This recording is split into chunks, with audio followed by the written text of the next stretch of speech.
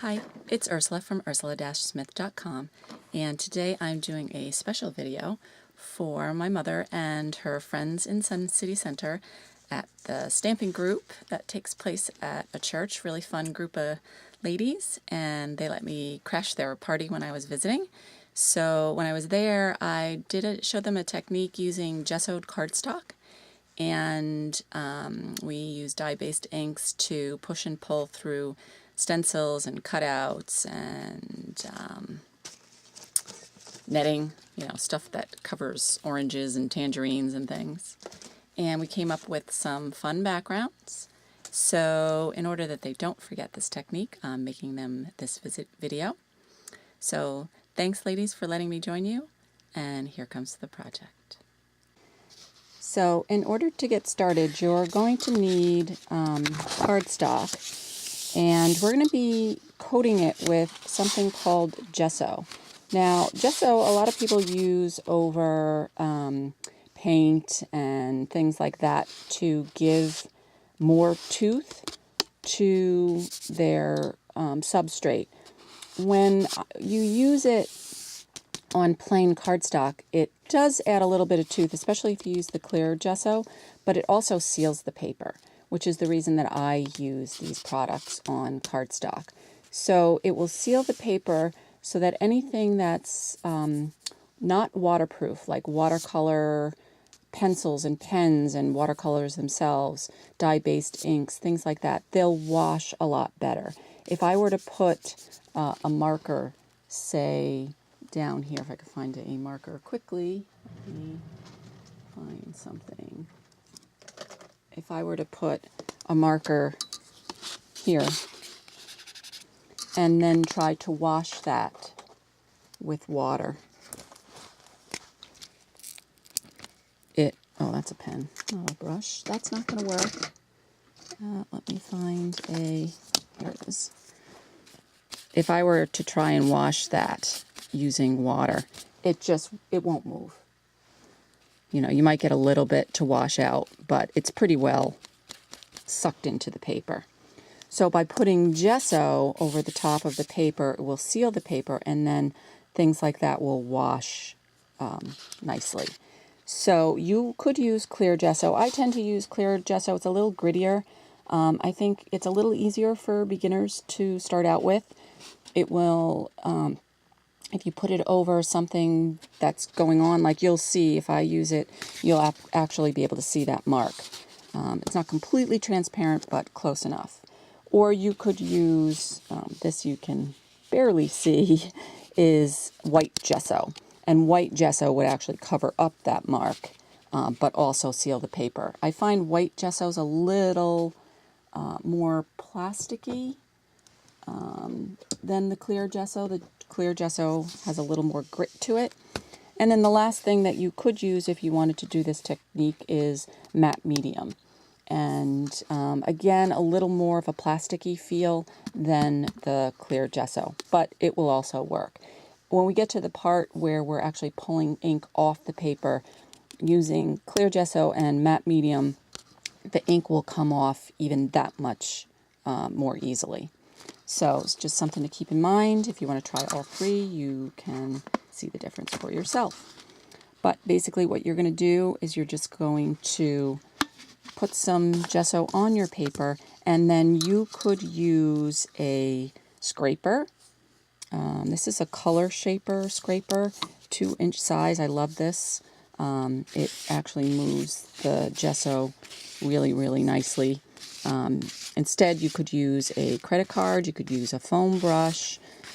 The other thing that I've started to use, and these are awesome, really easy to clean. The other thing that I've started to use are these, here's the big kahuna, Catalyst Polytip Bristle brushes by Princeton. These are called the Mottler. This is 100 size. This is my favorite. It's the 50, and it feels kind of stiff, but it actually moves really, really nicely, and I find it gives a nice smooth coverage when I'm base coating paper. So as you can see, my paper's coated, but you can still see that mark underneath. So then I'm going to go let this dry. It is curling. You can try spritzing the other side with water. You could base coat both sides. I find none of that works. It still curls. We're going to be cutting it down for card size pieces, so I don't worry about it, because once I've cut it down, you can see it's pretty flat because I cut it and trim it. You can also try sticking it under books and that sort of thing, and that will work fine. Still have a little bit of curl to it. I am going to do a series on some really cool paper. It's called stone paper, and I find when I base coat that, it does not curl, but that will be for a different video. So the next thing you're going to do is you're going to take a sheet of dried cardstock. So this is an entire sheet of 8.5 by 11, and you're going to cut it into fourths, and then we're going to work one at a time. So I'm going to go off and do that, and I will be back.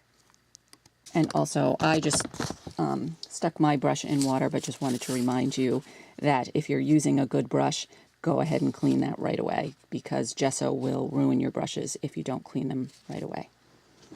And I will be back.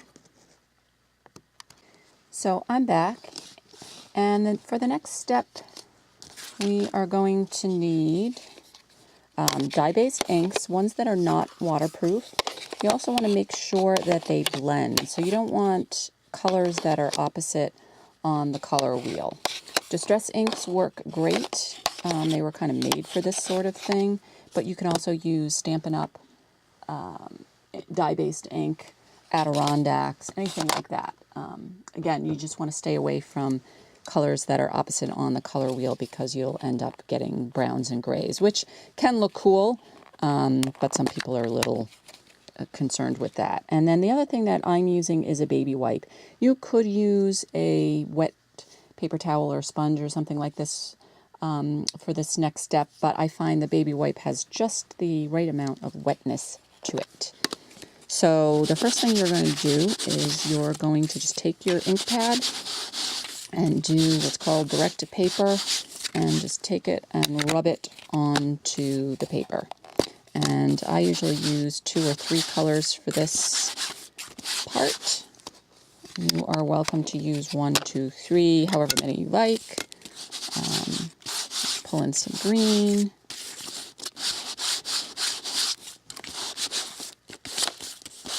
And now, if you look at it, it kind of looks messy. You can see some of where the ink pad edges are. So what you're going to do is you're just going to take your baby wipe and you're just going to soften. Now, if you tried to do this on the uncoated cardstock, it would not work. So it would just kind of suck in and you would be left with that mottled look. But with the gessoed paper, it lets the ink flow a little bit nicer, and so you can soften it a little bit. And you could leave it like that. You could add a little more ink if you so desired. Want it a little bit darker. You can soften it again a touch if you like. And you could leave it like that and just have that background. Or you could take something with holes in it. This mesh from fruit is awesome. And you can lay it on top of your ink, take your paper towel, and you can dab, or you can wipe. The harder you go, the more ink you're going to actually remove. So basically what you're doing is you're removing ink through the holes. And we're really just trying to add some texture. So you are left with some cool texture. So if you like it that way, you could leave it, or you could take a stencil maybe and try removing some ink through the stencil. And you're not really going to get the full effect of the stencil. We're just kind of going for illusions or texture. I find as you work and the baby white gets a little bit drier, you actually get a little bit more of the image.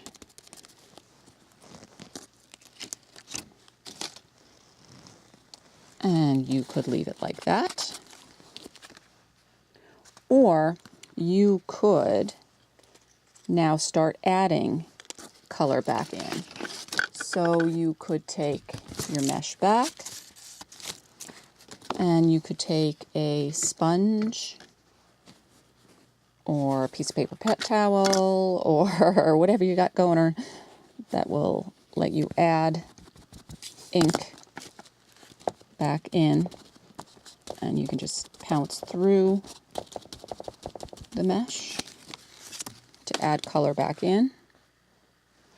Or you can even do the stencil or these cutouts. Now these are just cutouts I did on my digital cutter, and I can bring ink on top of them.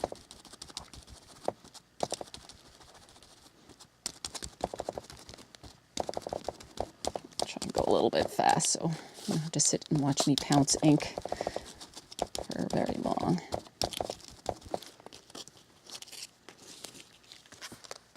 Okay, and you can keep doing that, but basically what you're trying to do is build a background that's really interesting and that has a lot of texture to it.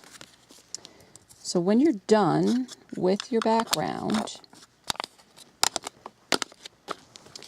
you can go off and do another one. And so then you're going to end up with 2 of these. Now, the reason I do 2 is because in the next step, we're actually going to stamp on top, and then we're going to color and cut out. You could just stamp on top of this and do the next step directly on your background, but just in case you mess up, it's easier if you have 2 pieces going. But I'm not going to do a second piece, I'm just going to go for it. And so you're going to just take for step number 2, so now pretend, actually, you know what, let me do a quick, I'll go off camera and do a quick second one, and then we'll, I'll come back and we'll do the second step. So I've got my second background going along, and I just wanted to point out, the ladies at the Stamp Club should remember this. If you miss spots with gesso, you'll get ink that will not be able to be removed. I actually like that because you get these cool edges where the ink gets really dark. And so anyway, just a note for that. And the other thing is you can, if you don't like what's going on, or say this was a little bit dark and I want to put some lighter ink over my cutout, you can take your baby wipe and you can actually just remove areas of ink, or the whole thing if you would like. If you really hate what's going on, you could wipe it out and start over. So I'm at the last section of my second piece, and so I'm just going to add in a little ink back over my cutout. And again, this is just a cutout that I did on a silhouette. And you could do 1 color, you could actually come back over with 2 colors if you like. This is really kind of up to you. And if you notice, as I'm doing this, my cutout's actually getting colored as well. So when you're done, you're left with cutouts that you can use for this project or for others. So that is piece number 2. So now you've got 2 pieces of textured backgrounds, and you can pick whichever one that you like or don't, however you want to look at it. And we're going to stamp on the other one. So I'm just going to stamp on image number 2. And for this technique, you could take an open stamp where you could color through, and this is just normal stamping. Or you could take a line, or not line image, you know, just a blobo rubber image, and you could stamp, leave it alone, or you can color on top of it, however you wish. But now we're just getting into regular stamping. And distressed ink works great for the first technique, the background. I find when I'm stamping, sometimes it beads up on the gesso.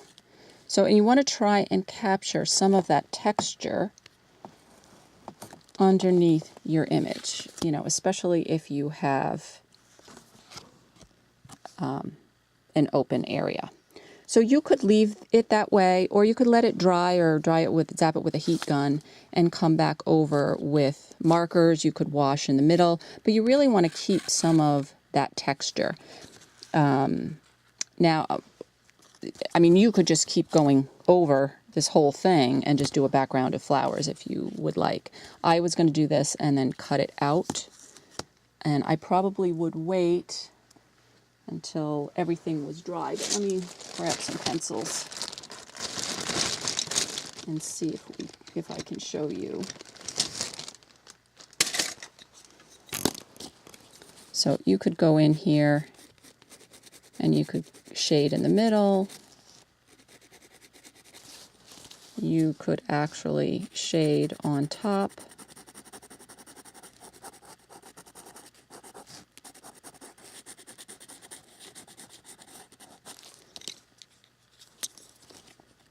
You could bring in darker colors and kind of clean up those edges a little bit.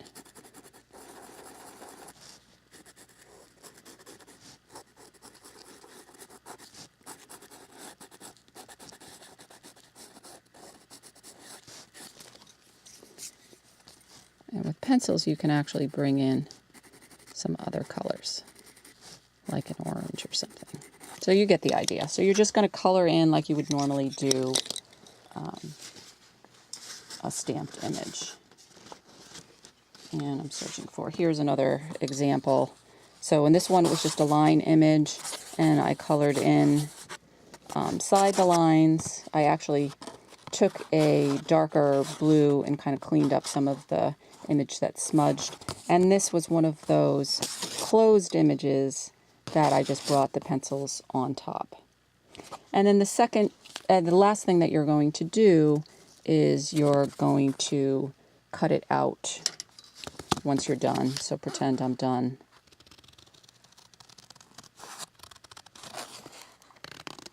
And I'll try to do this quickly, but you're going to cut this out and just adhere it to your background.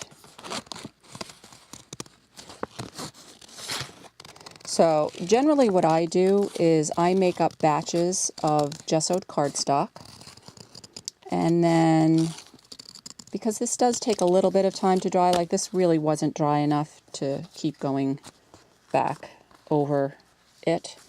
I'll do batches of backgrounds as well. You can, I don't like to speed up the drying process on the gesso part, but when I've done like the inking and that sort of thing, then I will take a heat gun and dry it, so I could come back and color this pretty much right away. So that is the technique. I hope you enjoy it. Thanks for joining me, and we'll see you next time.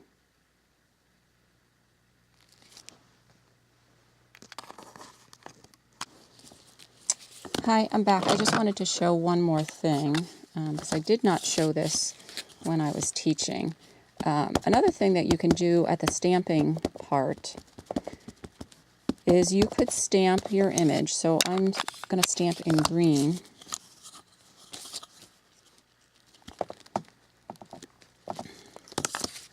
Okay, and you can take your baby wipe and just kind of feather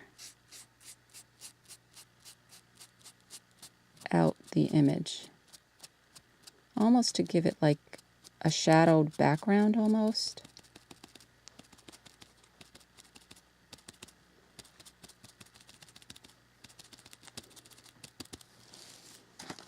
And then you can stamp over it. You can either use the same color or you can use a different color. And I don't try and line it up. I just really kind of want that first color to be almost like a shadowed effect. And then you can come back in, like I said, with the markers and the pencils and everything once it's dry. So that's just another alternative. And again, thanks for joining me. See you next time. And the last thing I wanted to show you is, because I had actually showed my mom and forgot to show the ladies, you can always dress up your cutouts, you know, with, if you have a white pen that works, just even simple dots in the center. You could outline it. You could put some script in the background. You could stamp some more in the background. You know, so you could keep going and going and going and going. But there you have it. Once again, thanks for joining me, and we'll see you next time.